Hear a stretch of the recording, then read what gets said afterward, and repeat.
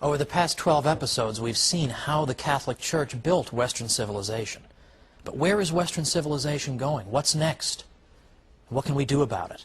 Join me today for the Catholic Church, Builder of Civilization.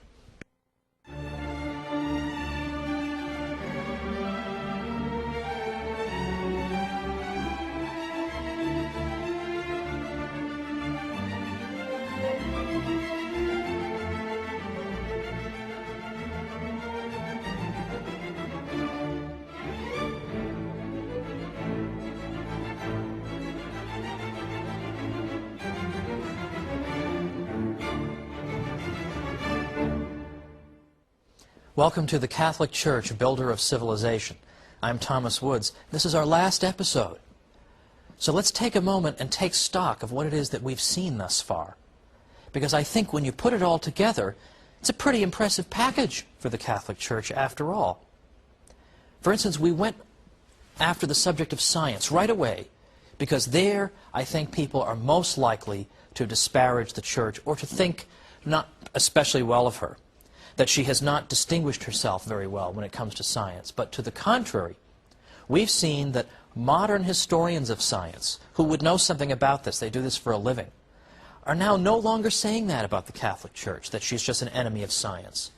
We've actually seen that the Church, in fact, introduced into our civilization critical ideas that made it possible for science to develop.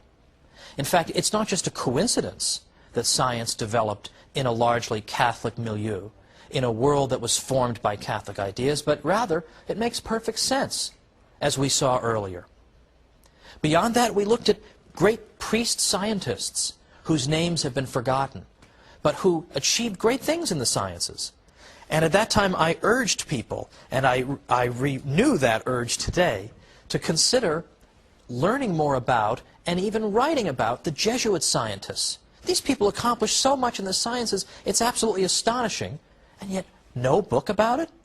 That is an injustice, my friends. Let's hope that it's rectified. Or how about charity? We all know the Catholic Church does great charitable work. But do people realize how great it is? Do people realize that there was nothing like Catholic charity in the ancient world in terms of the amount of charity that was done or the spirit in which that charity took place? Nothing like it. The idea that I'm going to give something to someone purely out of a desire to help that person, with no self-interest involved, but simply out of love. This is a revolutionary idea, but we take it for granted, don't we?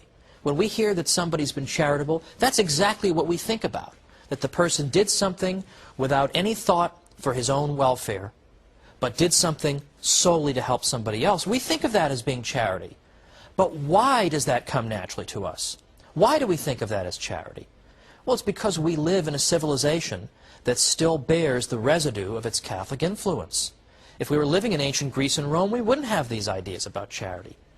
So people go through life thinking this way about charity, never even knowing that it's their Catholic inheritance that has given them those ideas. Well, we should point that out, shouldn't we?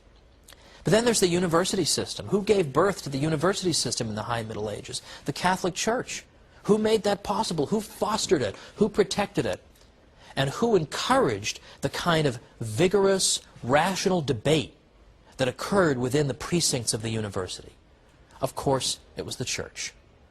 In fact, the Church encouraged the asking of questions. The whole tradition of scholasticism consists of asking questions and being certain that recourse to both authority and reason can resolve these questions.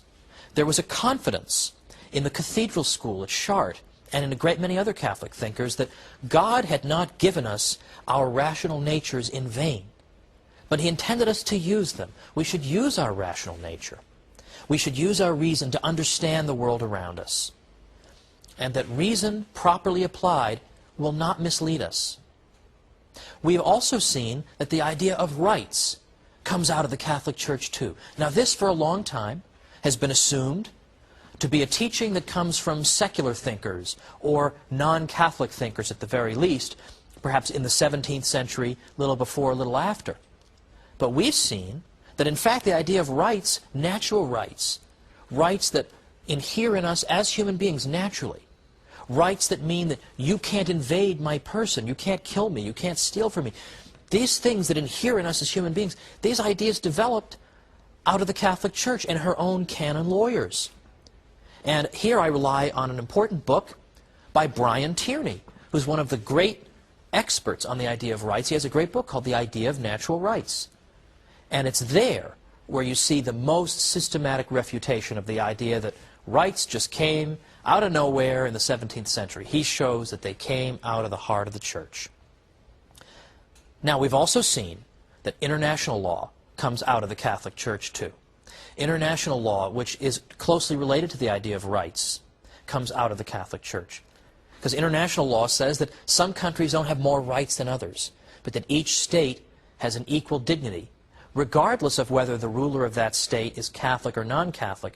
If his only crime, so to speak, is being non-Catholic, you can't just depose him for that, because his state has dignity and the right of self-government, just the way as any Catholic state would have, or state populated by Catholics.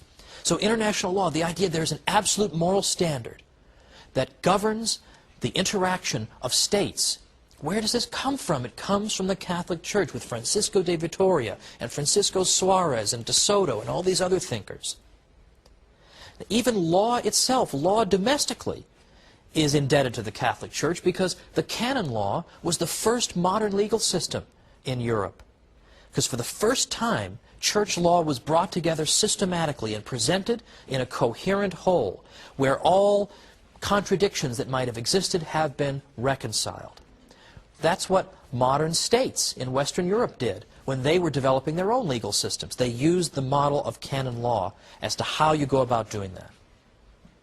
Now, in our first episode, I made brief mention of the study of economics.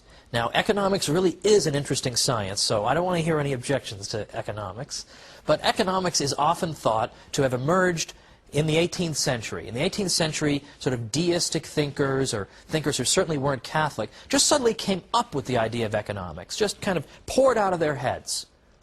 But in fact, that's not what historians today are saying. For the past half century, historians who write about the history of economic thinking are now saying that it's not Adam Smith in the 1770s who just gave birth to economics, just came all out of his gigantic head.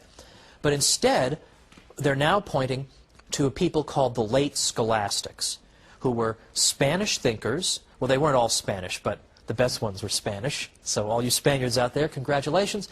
As the source of modern economic thought, the late scholastics are really the source.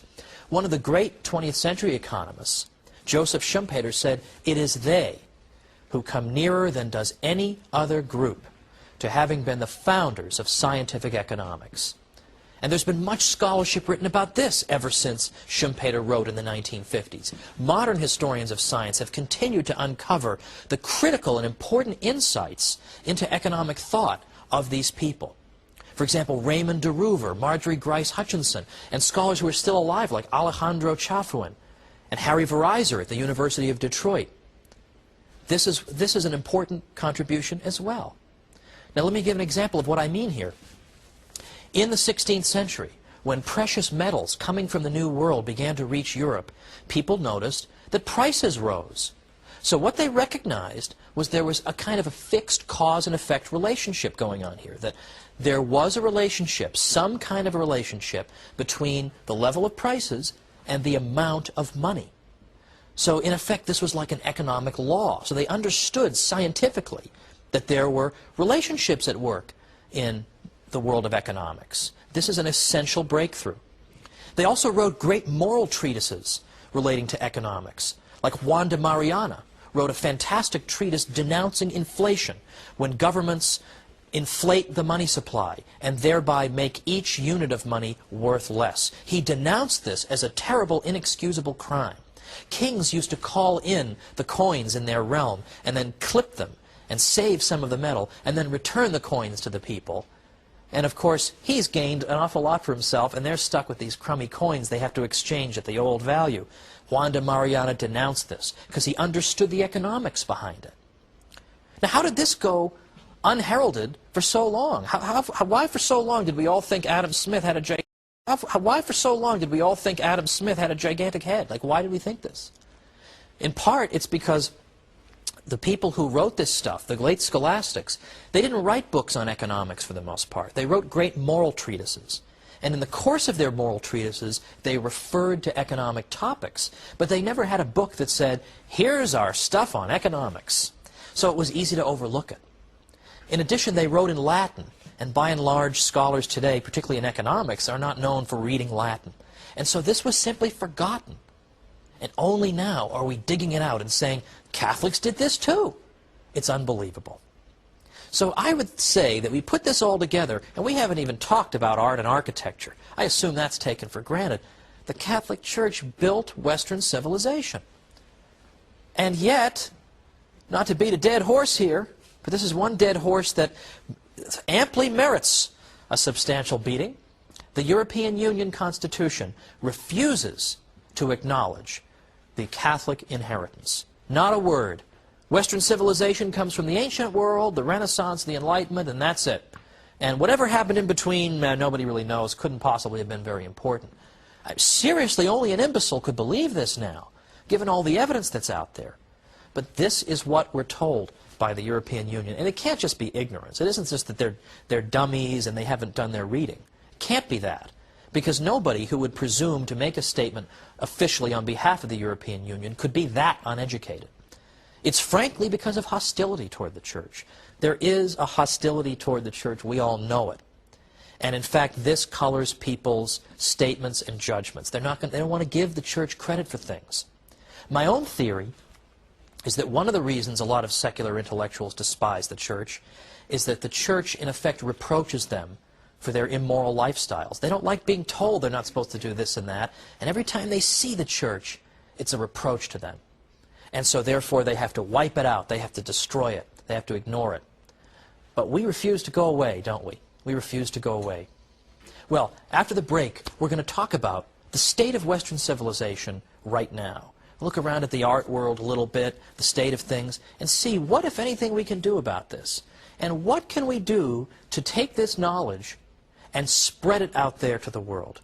I wrote a book called How the Catholic Church Built Western Civilization, because I hoped it could help to spread this knowledge among the general population. Let's see what else we can try to do to make people aware of what an extraordinary treasure the world has in the Catholic Church. Supernaturally, yes, but even on a natural level, all the glorious things she's done. How do we spread that around? Let's talk about that after the break, and we'll see you in just a minute.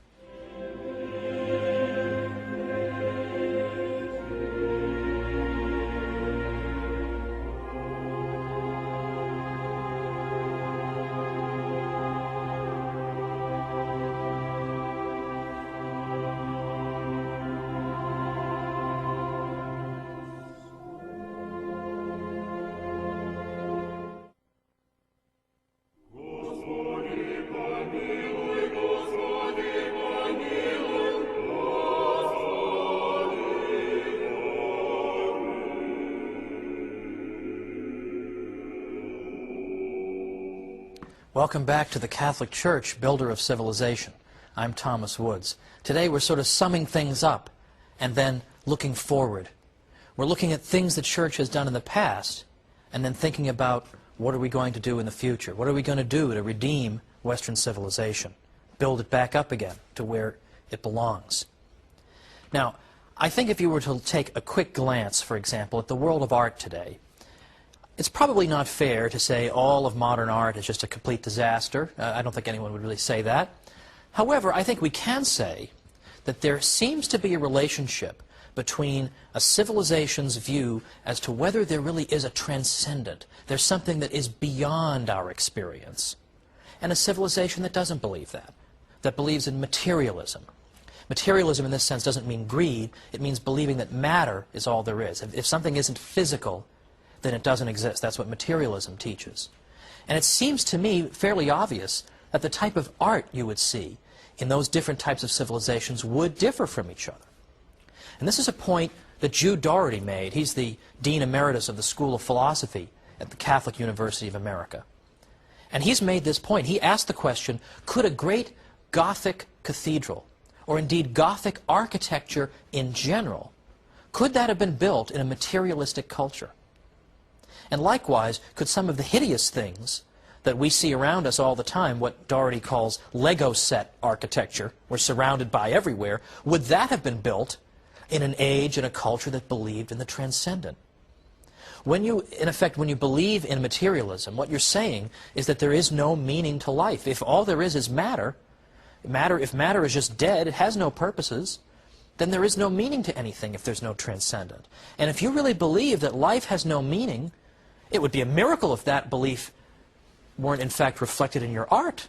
And we see that. Of course, we see that everywhere. Now, I suppose it's shooting fish in a barrel to criticize some of the excesses of modern art, so I'm not going to do that. There's a little bit of that in my book, and you can find that all over the place. But I do remember walking into my classroom back in the years when I was a professor in New York, and I had a newspaper article, and I said to them, this is a Western Civ course, I said, ladies and gentlemen, I want to update you on the state of Western civilization. And I read to them this news item. And it was a news item about the Turner Prize exhibition in England. It was a prestigious art prize. And one of the exhibits was called The Lights Going On and Off. And in this exhibit, the artist, so-called, flicked on and off the lights of the facility. And this produced an interesting effect, apparently. And that was his work of art. I know what you're all thinking. I can flick lights on and off too. I know. I'm thinking the same thing. Also in recent years, at major prize competitions, more than once, the janitorial staff has mistakenly thrown these art exhibits in the garbage, assuming that they were trash. What does that say to you about the state of the civilization? Now, if we Catholics don't defend ourselves, as I said at the beginning, nobody's going to do it for us. We've got a glorious civilization behind us. We've produced some extraordinary art that is admired by people all over the world. Now, it's true, though, that we're not Catholics because we produced great art. We're not Catholics because the Church helped to foster the university, or because the Church encouraged the sciences. These are all wonderful things. That's not why we're Catholic. But there are a couple of benefits that come from knowing this information. And the first one is that a lot of people do believe a lot of negative things about the Church, don't they? A lot of people believe these negative things. So if we can show them that they're mistaken, that in fact a lot of these misconceptions are exactly that. They're just misconceptions without historical foundation, we will have struck down an obstacle to their conversion. So it is important to know this knowledge, even if it's not the reason that we're Catholics. It will help us when we interact with people who have deeply embedded prejudices. But remember, nobody's going to defend ourselves if we don't defend us. We have to defend ourselves. We have to be prepared to tell people these things when they come up and say the Church has been nothing but a blight. We have to have an answer for that, because they're not going to have the answer. We need to give them that answer. But secondly, these things help to confirm our own faith. And what I mean by that is that we should expect Christ's Church to bear such wonderful temporal fruits. Because if the Church really is what she claims to be, she's the bride of Christ, she's a divine institution, then naturally we would expect her to bear great supernatural fruits in the form of grace and the sacraments. But we should also expect her to bear great temporal fruits. And when we in fact confirm that, and we see that, it helps to confirm our faith, doesn't it? It helps to confirm our faith. Now, looking at the state of Western civilization, our past couple of popes have been frankly saddened and have noted the attempt by people to pretend that the Catholic inheritance is dispensable or perhaps doesn't even exist. You cannot think of constructing a common European house neglecting the very identity of the peoples of our continent. That's what Pope Benedict XVI said recently. He's very interested in this subject of how do we redeem Europe. Pope John Paul II, on one of the 9 or so trips to Poland that he took during his pontificate, said this to the crowd. Said this to the crowd. Giving in to desire, to sex, to consumption, That is the Europeanism that some supporters of our entry into Europe think we should accept. But we mustn't become part of that Europe. We, he said, were the ones who created Europe, and with much more effort than those who claim exclusive rights to Europeanism. What is their criterion, the Pope said? Freedom. But which freedom? The freedom to take the life of an unborn child? Brothers and sisters, he concluded, I protest against this concept of Europe held by the West. And this message must be shouted loudly from this land of martyrs. Europe is waiting for redemption. The world needs a redeemed Europe. Now, I myself am a convert to the Catholic faith. And when I initially converted, I converted in large part because of theological and scriptural reasons and a lot of study. And I knew I had done the right thing. I knew I had acquired the pearl of great price.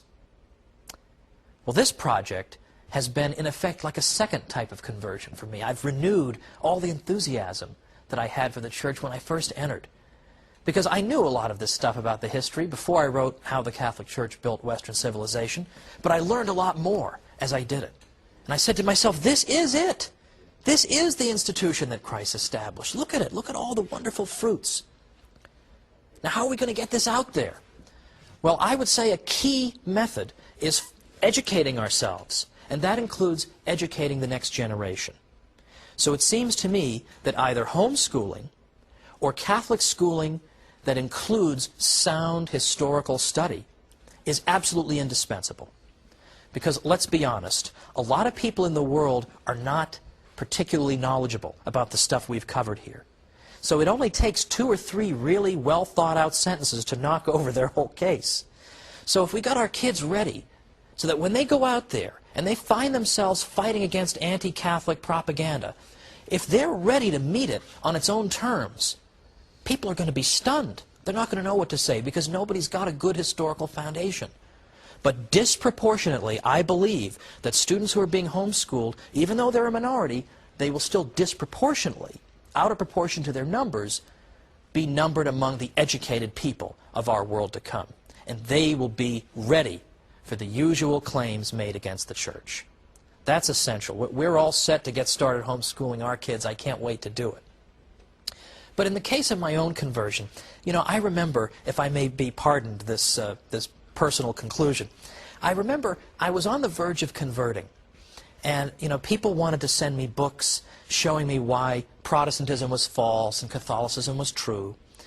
And I appreciated that, and that was good. I did want to know those things. I did want to be able to answer the arguments of Luther.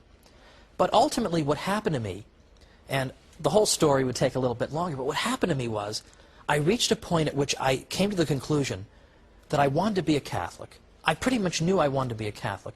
All of a sudden, this fascinating and extraordinary and gigantic institution was just staring me in the face. 2,000 years of tradition staring me in the face. And even then, I knew some of her achievements in Western civilization as well. And frankly, I know I shouldn't put it quite this way, but I want to be honest, I just suddenly felt stupid. I just thought that all this time, I've had this institution, and all its glorious benefits, and all the wonderful things she's done, and all her beauty staring me in the face, and I haven't immediately rushed to embrace her. Frankly, I just felt stupid. I didn't really need books showing me why I had been wrong before. I knew there'd be time enough to study all the ins and outs. I just wanted to learn the faith. Just teach me the faith. Show me what the church teaches. That's what I want. I read Father Hardon's Great Catechism. I just absorbed it, and I said, yes, this is what I've been thirsting for. And I bring this up because I have a friend who contacted me not long ago, and he's having second thoughts. He's a Protestant, and he's thinking maybe he wants to become a Catholic. And my first instinct was, let me send him all these books showing him why he's wrong to be a Protestant. And I realized, you know what, he's going through just what I went through at that time. He just feels like kind of a doofus, that all this time he's neglected the pearl of great price that's staring him right in the face.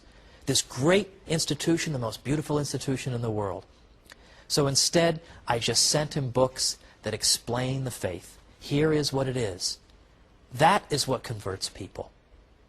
And so when I finally converted, I said to myself, no longer do I have to feel alienated from this extraordinary institution that has built the very civilization in which I live.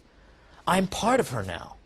And all those saints who lived from that 1,000-year period that Lutherans despised as having been unbiblical, they became my friends. I could be friends with St. Anselm, whom we talked about in this series. I could be friends with St. Thomas Aquinas. I wasn't alienated and separated from them. I was united to them in the bond of the communion of saints. This, in effect, was what helped bring about my conversion, and why this historical project for me has in effect brought back so many wonderful memories, that all these things are what brought me in, ultimately, in the beginning.